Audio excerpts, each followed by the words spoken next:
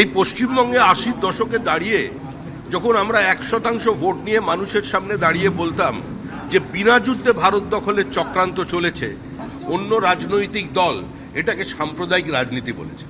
পশ্চিমবঙ্গের সীমান্ত বরাবর সমস্ত জায়গায় জামাতের উত্থান হয়েছে।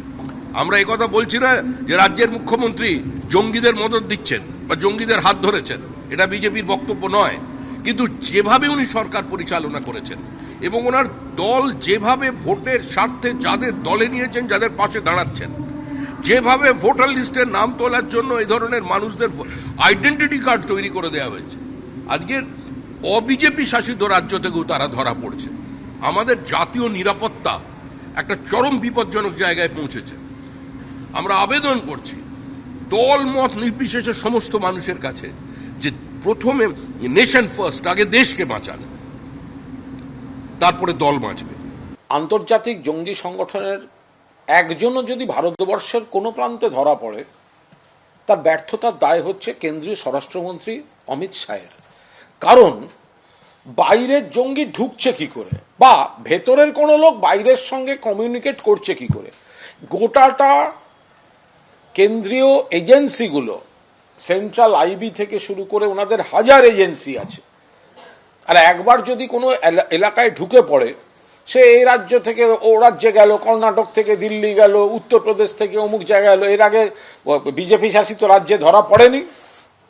বাইরের যদি কোনো কানেকশন থাকে, সেটা যেমন একদিক থেকে উদ্বেগের, তেমনি এর ব্যর্থতাটা কেন্দ্রীয় স্বরাষ্ট্রমন্ত্রীর। শুরুতেই দেখাবো নাশকতার ছক বানচাল, 8 জন দিল্লি পুলিশের জালে। এর মধ্যে পশ্চিমবঙ্গ থেকে 2 জন গ্রেপ্তার, তামিলনাড়ুর 6 জন, মোট 8 জন দিল্লি পুলিশের জালে। আর এই 8 জনের মধ্যে 7 জন আবার বাংলাদেশি, জানিয়েছে দিল্লি পুলিশ। তামিলনাড়ু থেকে ধৃতরা জাল আধার কার্ড ব্যবহার করেছিল। পাকিস্তানের জঙ্গি সংগঠনের সমর্থনে সোশ্যাল মিডিয়ায় পোস্ট করেছিল ধৃতরা। আইএসআই এবং বাংলাদেশি জঙ্গিদের সহায়তায় বড় নাশকতার ছক ছিল। উদ্ধার হয়েছে 8টি মোবাইল ফোন, 16টি সিম কার্ড, জানিয়েছে দিল্লি পুলিশ।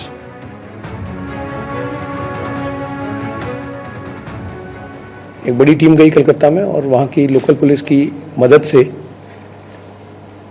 2 लोगों को गिरफ्तार किया।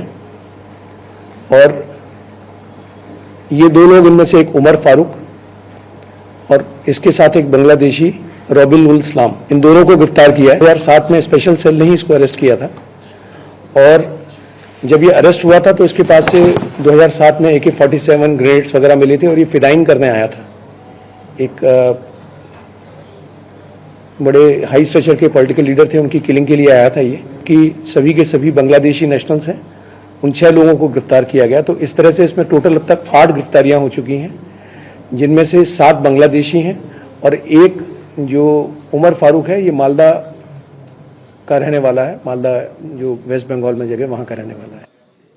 নাশকতার ছক বানচাল করেছে পুলিশ। দিল্লি পুলিশের জালে 8 জন। এই 8 জনের মধ্যে রাজ্যের 2 জন রয়েছেন, তামিলনাড়ুর 6 জন। মোট 8 জনকে পুলিশ গ্রেপ্তার করেছে। আর এই নিয়ে শুরু হয়েছে রাজনৈতিক চাপানুতো। এবিপি আনন্দ, এগিয়ে থাকে, এগিয়ে রাখে।